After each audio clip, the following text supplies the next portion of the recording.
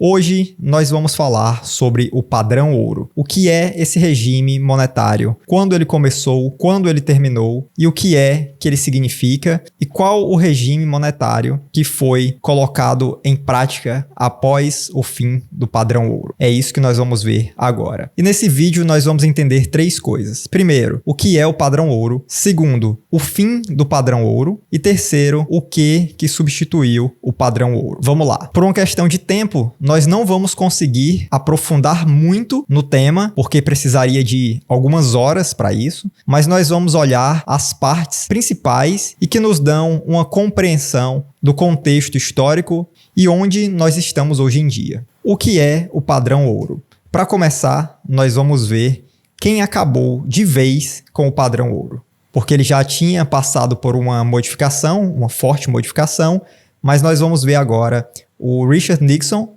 então presidente americano, em um domingo, no dia 15 de agosto de 1971, ele de fato acabou com o padrão ouro, quando ele sentou no salão oval, de frente para uma câmera, e disse: "Eu instruí o secretário Connally a suspender temporariamente a conversibilidade do dólar em ouro." Assiste aqui, é rapidinho. I have directed Secretary Connally to suspend temporarily the convertibility of the dollar into gold or other reserve assets. E o que é o padrão ouro? Do século XIX até a Primeira Guerra, o regime monetário mundial era o padrão ouro. E esse regime tinha como base a teoria quantitativa da moeda, elaborada pelo David Hume, lá em 1752. O David Hume era um filósofo, economista, escritor do chamado Iluminismo escocês. Quem assistiu à série Lost lembra quem era o David Hume na série. E de forma muito simples, essa teoria quantitativa da moeda diz que a quantidade de moeda em circulação define o preço dos bens e serviços disponíveis na sociedade. De forma muito simples é isso, dá para aprofundar e ter até mais definições, mas de forma muito simples é isso. E a partir de 1870, cada país se comprometeu em fixar o valor de sua moeda em relação a uma quantidade específica de ouro. Veja bem, a teoria quantitativa da moeda do Hume é de mais ou menos 1752 e mais ou menos ali em 1870 os países já começaram a se comprometer a utilizar o ouro como lastro para a emissão de suas moedas. E essa paridade era estabilizada através da compra e venda de ouro. Os países compravam e vendiam ouro entre si para manter esse equilíbrio internacional. E os bancos centrais de cada país, esse termo nem era tão popular assim, eles mantinham grande parte das reservas internacionais do país em ouro. Cada país tinha ouro como reserva de valor. Claro que também havia um pouco de prata, um pouco de cobre, mas o ouro era a principal reserva de valor dos principais países do mundo. O Brasil não se encaixa também nessa história. A gente pode até depois ter um vídeo só sobre o Brasil e o padrão ouro, para a gente entender como era a bagunça aqui nessa época. Mas não cabe nesse momento. E se o volume de bens e serviços importados pelo país fosse superior ao volume de bens e serviços exportados, o país precisava corrigir esse déficit exportando ouro. Então, se o país importava muito bens e serviços, muito além do que a quantidade de bens e serviços que ele conseguia exportar, ele exportava ouro para poder corrigir a sua balança comercial. De forma muito simples, é isso. E os países que tinham superávit nessa balança se tornavam importadores de ouro. Ou seja, de forma muito simples, o país que exportava muitos bens e serviços exportava ouro e o país que não exportava muitos bens e serviços, importava ouro. O país que era mais importador de bens e serviços, importava ouro para corrigir a balança. E em relação à emissão de moeda, a quantidade de reservas de ouro do país determinava a quantidade de dinheiro em circulação. Esse é o famoso lastro, que você deve ter escutado muito as pessoas falando: tal moeda não tem lastro, as moedas não têm lastro. Isso é o lastro. Você tinha uma quantidade de ouro que permitia você emitir uma determinada quantidade de moeda do país. Daqui a pouco nós vamos entender um pouco melhor isso. E o controle inflacionário, ou seja, o controle da emissão de moeda, se dava da seguinte forma: o país superavitário importava ouro dos países deficitários. Isso que a gente acabou de falar. Havia uma busca pelo equilíbrio na quantidade de ouro que os países tinham, de acordo com as exportações e importações de bens e serviços. E dessa forma, o país que importava ouro podia emitir mais moeda, porque ele tinha mais ouro, e o ouro era o lastro dessas moedas, e assim ele provocava uma inflação. E se há mais dinheiro disponível do que bens e serviços, os preços tendem a subir. Ou seja, a quantidade de moeda que eu vou cobrar pelo meu produto vai ser elevada. Eu vou cobrar mais moeda no meu produto. Isso também merece um vídeo específico só para falar sobre esse tema, porque ele não é tão simples como as discussões na internet tentam fazer parecer. E já o país com a balança comercial deficitária exportaria o ouro e sofreria uma contração monetária e teria uma deflação. O país que exportava ouro reduzia a quantidade de moeda em circulação. E isso causa uma deflação, uma valorização da moeda do país. E o padrão ouro tinha como objetivo um equilíbrio na economia internacional. Cada país mantinha uma base monetária de acordo com a paridade cambial na tentativa de manter uma balança comercial equilibrada. É isso que a gente acabou de falar. E esse regime, o padrão ouro, ficou em vigor de 1870 até mais ou menos ali 1914. E nessa época, o Reino Unido era a potência mundial e Londres era o centro financeiro do mundo. Totalmente diferente do que acontece hoje em dia. Há muito tempo, a Inglaterra não é mais uma grande potência como já foi 100 anos atrás, 110 anos atrás. E com a Primeira Guerra Mundial, o padrão ouro foi deixado de lado. Por quê? Porque os países viram que eles precisavam emitir dinheiro para financiar a guerra. O que eles tinham de ouro, e essa quantidade era limitada pela escassez do metal, como eles não conseguiam expandir facilmente as reservas de ouro, eles não conseguiam emitir mais moeda para financiar a guerra. Então o padrão ouro foi deixado de lado e os países começaram a emitir as suas moedas sem lastro, ou até com outro tipo de lastro. Teve país que mudou o lastro para prata, teve país que mudou o lastro para outro tipo de metal. Mas, no geral, o padrão ouro foi deixado de lado. Tudo isso para poder financiar as guerras e emitir mais moeda. E esse período inteiro ficou caracterizado por uma desordem monetária e uma ausência de uma potência econômica mundial. Ficou tudo meio bagunçado. Todo mundo guerreando, todo mundo se destruindo e faltava alguém que mandasse na situação inteira. E aí, quando chega ali no final da Segunda Guerra, os Estados Unidos surgem como uma nova potência mundial e se tornam a nação hegemônica e eles impõem o dólar como moeda internacional. E é isso que a gente vai entender agora. Entre os dias 1 e 22 de julho de 1944, ocorreu um encontro na cidade de Bretton Woods, no estado de New Hampshire, para definir as regras para o novo sistema monetário internacional.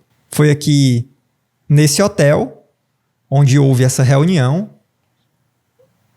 Tá aqui a foto da galera reunida. Representantes de diversos países do mundo. Um grupo de burocratas reunidos em um hotel para criar os novos rumos da política monetária global. Só essa conferência de Bretton Woods é o suficiente para gerar um vídeo gigantesco. E nesse encontro foi feito um tratado chamado de Acordo de Bretton Woods, uma espécie de padrão dólar-ouro. E nesse acordo, nesse novo padrão, cada país fixaria sua taxa de câmbio em relação ao ouro e ao dólar americano. Então é o seguinte, todo mundo ia usar o dólar como lastro. E os Estados Unidos iam usar o ouro como lastro do dólar. E a cada 31 gramas de ouro, que é uma onça Troy, os Estados Unidos podiam emitir 35 dólares. Então, para os Estados Unidos emitir mais dólares, eles precisavam ter mais ouro. A base monetária deles aumentava à medida que eles aumentavam o estoque de ouro. Se não aumentasse o estoque de ouro, não podia emitir mais dólares. E o mundo inteiro, ao invés de comprar ouro para ser o lastro de suas moedas, passaram a comprar dólar. Foi aí onde os Estados Unidos se tornou uma potência realmente hegemônica no mundo. E essa conferência em Bretton Woods também criou o Fundo Monetário Internacional e o Banco Mundial. O FMI foi criado para emprestar dinheiro para países que estavam em dificuldade e o Banco Mundial, teoricamente, foi criado para prestar suporte aos países que precisavam de apoio na área econômica e monetária.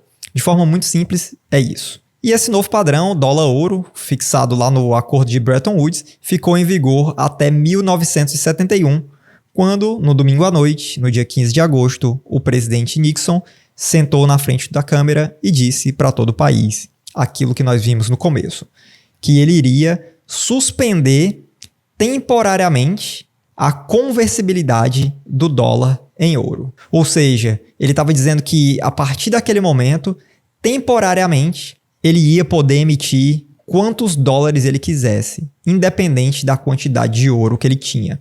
Antes, ele precisava de 31 gramas de ouro para emitir 35 dólares. E a partir daquele domingo à noite, ele disse: eu vou emitir quantos dólares eu quiser. Acabou essa brincadeira. E como dizia o Milton Friedman, nada é tão permanente quanto um programa temporário do governo. O Nixon disse que ia ser temporário. Ele diz: eu instruí o secretário Connally a suspender temporariamente, e esse temporariamente dura até hoje, mais de 50 anos. E na década de 70, com o fim do padrão dólar-ouro, do Acordo de Bretton Woods, a economia mundial sofreu surtos de inflação, porque a partir daquele momento todo mundo podia emitir quanto dinheiro quisesse. Mais ou menos de 74 até 87, a inflação média nos Estados Unidos ficou em 6,5% ao ano. Em 79, essa inflação chegou a 10,41%, e em 1981 ela chegou a 19%.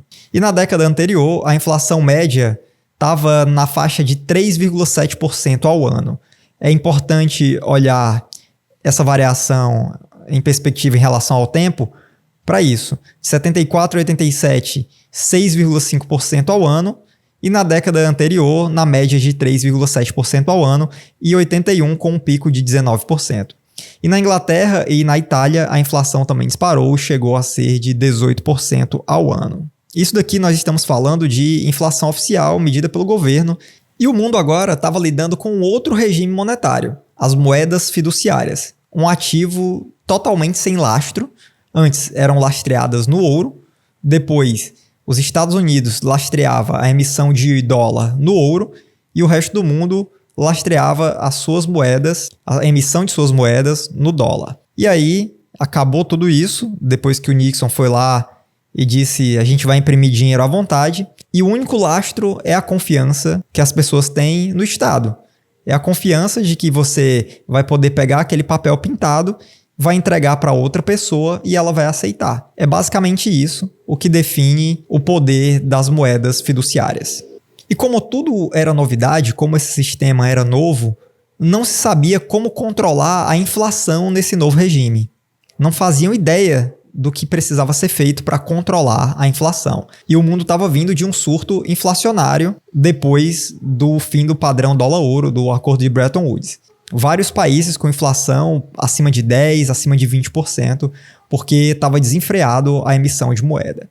E para tentar estabilizar essa inflação ao redor do mundo, os países começaram a dar mais poder aos bancos centrais e eles iniciaram os regimes de metas de inflação, que o mundo todo utiliza até hoje. E como isso era algo muito empírico, algo que partiu dos banqueiros centrais, os acadêmicos entraram em campo para criar uma teoria que sustentasse esse novo regime de metas de inflação. Um desses acadêmicos foi o John Taylor, que tinha como objetivo construir uma teoria sobre regimes monetários para um sistema de moedas fiduciárias. E o principal questionamento dos banqueiros centrais, dos políticos e todos os burocratas era como estabilizar os preços em um regime de moeda sem lastro. Antes, você precisava de ouro para emitir moeda. E agora, você emite moeda à vontade. Como é que você tenta estabilizar os preços em um regime assim? Que os burocratas têm liberdade para emitir o quanto eles quiserem de moeda. Como é que você equilibra isso? E antes de continuar, se você está gostando, se inscreve aqui no canal e ativa o sininho. Vamos lá. E o que é que substituiu, então, esse sistema padrão dólar-ouro? Tava inflação explodindo em todo canto, os banqueiros centrais criaram um regime de metas, e aí os acadêmicos chegaram, em especial John Taylor, e formulou uma teoria com base nos estudos do início do século XX, feitos pelo economista sueco Knut Wicksell, e eles chegaram a um modelo de regime de taxa de juros. De forma muito simples, a regra de Taylor diz: basta fixar a taxa de juros nominal acima da taxa de juros neutra, sempre que a inflação estiver acima da meta, e o inverso se a inflação estiver abaixo da meta. Vamos dar uma olhada aqui. Aqui é o site do Banco Central do Brasil, e está aqui a meta de inflação. Você tem nessa linha azul o IPCA, medido pelo IBGE, o centro da meta de inflação, essa linha preta, e na linha pontilhada, a banda superior da meta, e na linha pontilhada de baixo, a banda inferior da meta. O objetivo é trazer o IPCA, trazer a inflação para o centro da meta. Não é para a banda superior da meta, nem para a banda inferior. É para o centro da meta. Então a gente consegue ver aqui, em 2014, o IPCA em 10,67. E aí, a partir de 2016, 17 na verdade, você consegue ver o IPCA em março de 2017 chegando no centro da meta, e ele foi até a banda inferior da meta e ficou ali mais ou menos na região da meta para baixo. Até que chegou a pandemia, a inflação oficial explodiu e agora o Banco Central luta para trazer isso para o centro da meta. Quando a gente olha aqui, o IPCA acumulado desde 2014 mais ou menos, final de 2014, começo de 2015 na verdade, e a taxa Selic. A taxa Selic é essa linha cinza e o IPCA a linha laranja. Então, o que é que o Taylor diz? Basta fixar a taxa de juros nominal acima da taxa de juros neutra sempre que a inflação estiver acima da meta e o inverso se a inflação estiver abaixo. Quando a gente olha aqui para o IPCA e para a taxa Selic, você vê que o Banco Central está sempre colocando a taxa Selic acima da inflação para tentar trazer a inflação para a meta. Você pode até ver aqui, a partir de 2021, acho que final de 2020, começo de 2021, o Banco Central trouxe a taxa Selic para baixo da inflação, com o objetivo de estimular a economia. Vamos adiante, não vamos aprofundar nisso porque demanda muito tempo. Então vamos lá. É isso que é a regra de Taylor. E o que é juro? Juro é o preço do dinheiro no tempo. É o que você recebe para abrir mão do seu dinheiro e ter acesso a ele somente no futuro. Juro é o preço do dinheiro. É muito importante entender esse conceito. Quando eu quero comprar um carro, quero financiar um carro, o banco compra o carro e mantém no nome dele e eu vou pagando mensalmente essas prestações com um juro embutido. O que é esse juro? É o preço do dinheiro. O banco me emprestou dinheiro, comprou o carro para mim e eu pago o principal mais uma taxa de juros. O banco está remunerando o capital, que não é dele, inclusive, e ele está ganhando uma taxa. Ele paga uma taxa para o cara que depositou o dinheiro lá, mas ele está pegando outra taxa, um spread. Então, se você me pede dinheiro emprestado para me pagar daqui a um ano, eu estou abrindo mão de usar o meu dinheiro agora para receber o dinheiro só no futuro. E para isso eu ganho uma taxa de juros. E aí essa taxa de juros vai ser definida, no caso dos bancos, a partir da Selic. A Selic é a taxa básica de juros. No caso, os bancos utilizam o CDI, mas é uma variação muito pequena em relação à Selic. E você está pagando a partir daquele valor. E essa taxa vai mudar de acordo com o risco de inadimplência. Quanto maior o risco de você não pagar, mais juros você vai ter que pagar. Mais juros o credor vai pedir, porque ele precisa ganhar mais do que a taxa básica de juros para assumir esse risco. Senão, ele só colocava o dinheiro para render em um título do governo e ficava esperando. Então, esse é o conceito de juro de forma muito simples. E o que é que substituiu? Nós já vimos que são os regimes de metas de inflação. E essa taxa de juros que passou a ter destaque a partir do momento que o regime de meta de inflação foi implementado, tem diversas funções, ela age de diversas formas na economia, mas 3 delas são as seguintes. Primeiro, freando o consumo.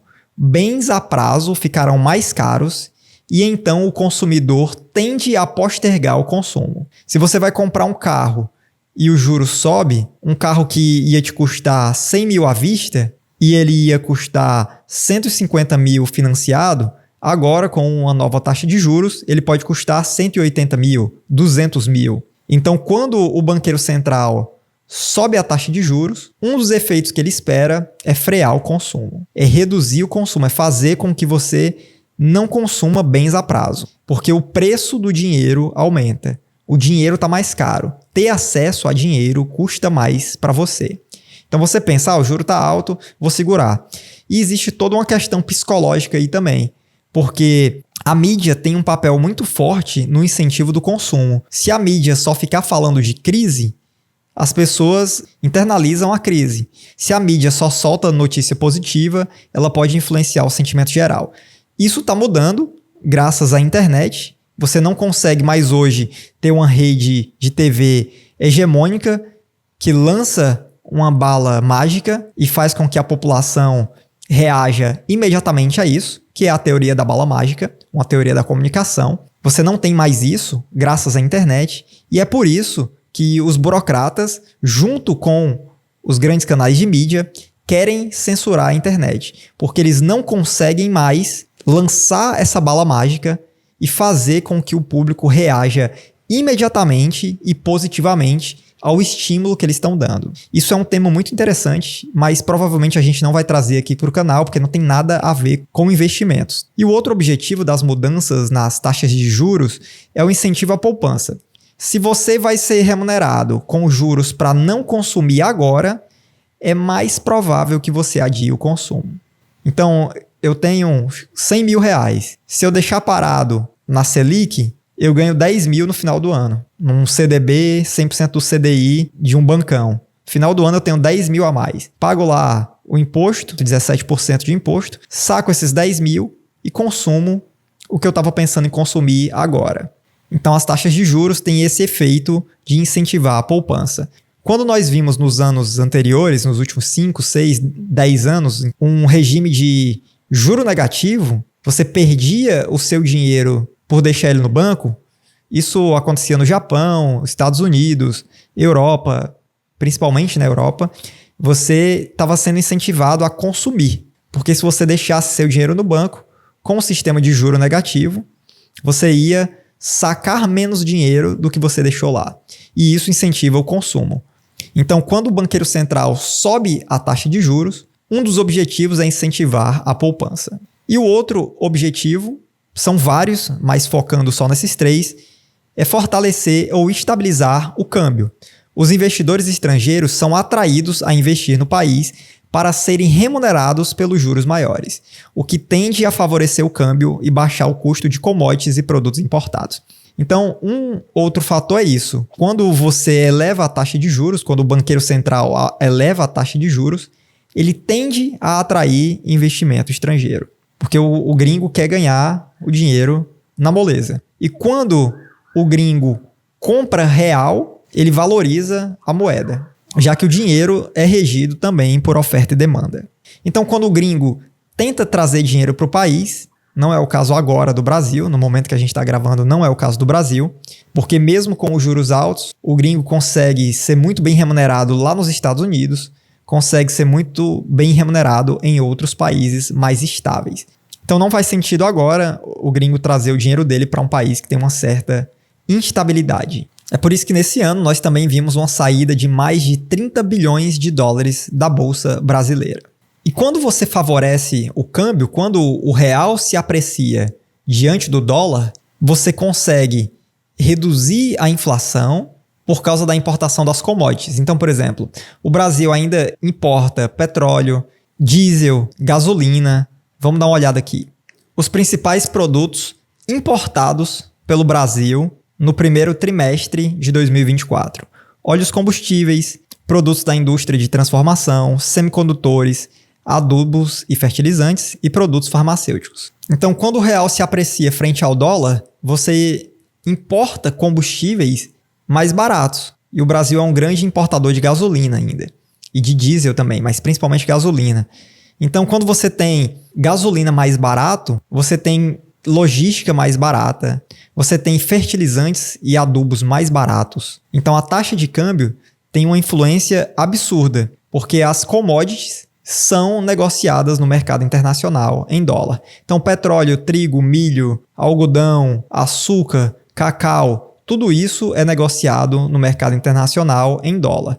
Então quando o câmbio, a moeda do país se aprecia frente ao dólar, você consegue reduzir principalmente o núcleo da inflação e o banqueiro central tenta levar a inflação para a meta com esses 3 itens. São vários outros, mas para resumir, esses 3 itens são bem importantes. E aí, só para a gente finalizar, entra uma questão de dívida pública e juros. Se a dívida pública for absurdamente alta, o aumento da taxa de juros pode aumentar a percepção de que a dívida é impagável. Isso aconteceu na Argentina no ano de 2022. Quanto mais o Banco Central subia a taxa de juros na Argentina, mais o mercado pedia juros, porque o mercado dizia, o juro está tão alto que eles não vão conseguir pagar a dívida. E o investidor compra dívida, ele compra títulos do governo, ele empresta dinheiro para o governo. Quando você vai lá e compra um título do Tesouro, você está emprestando dinheiro para o governo, para que o governo no futuro te pague o principal mais uma taxa de juros. E lembra, nós falamos que os investidores, os agentes financeiros, na verdade, os agentes econômicos, eles mudam essa taxa de juros de acordo com a percepção de risco. Se eu vejo um risco maior, eu quero mais juros para assumir esse risco. E o mercado pede juros. De que forma?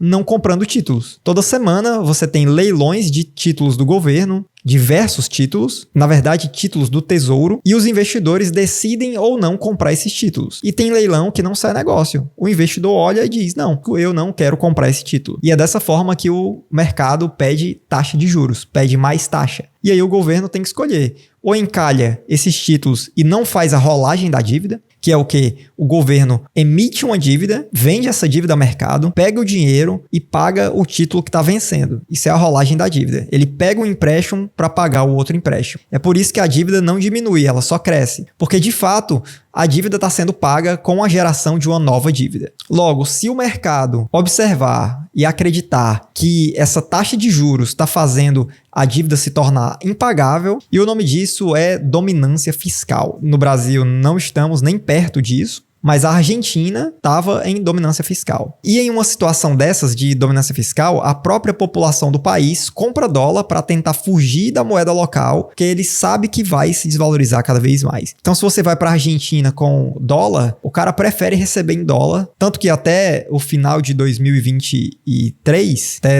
antes da eleição, na Argentina, o governo tinha uma taxa de câmbio falsa. Na vida real, o mercado praticava uma taxa de câmbio, onde o dólar valia muito mais, e o governo congelou $1 na cotação do governo, valia 280 pesos. Mas na vida real, nas ruas, você conseguia comprar 1.000 pesos com $1. Porque a população, querendo fugir da moeda local, que está se desvalorizando, ela busca mais dólares e aumenta a demanda por dólar e o preço sobe. E essa fuga de capital causa uma alta vertiginosa do dólar. E é por isso que o governo argentino, o governo Fernandes, manipulava essa taxa de câmbio. Porque eu tenho dólar no país, eu sei que o meu dólar vale mais, mas o governo quer me pagar menos. Então eu não movimento meu dinheiro, eu deixo parado. Mas a verdade é que muitos argentinos preferiram tirar o dinheiro do país, mesmo perdendo, do que manter o dinheiro lá preso em pesos, em uma moeda que estava se desvalorizando e que continua se desvalorizando. Então esse cenário de dominância fiscal faz com que a moeda estrangeira tem uma alta. E como diversos preços da economia, como combustível, proteína animal, cereais e outras commodities são negociados em dólar, você faz com que todos os preços dos produtos básicos da economia subam também, porque a moeda local está se desvalorizando frente ao dólar. E aí é necessário mais juros para tentar reduzir essa demanda da população por bens a prazo e por compra de produtos. E esse aumento de juros aumenta a percepção de risco do investidor, que acha que aquela dívida é impagável, e o investidor pede mais juros, e aí se torna um ciclo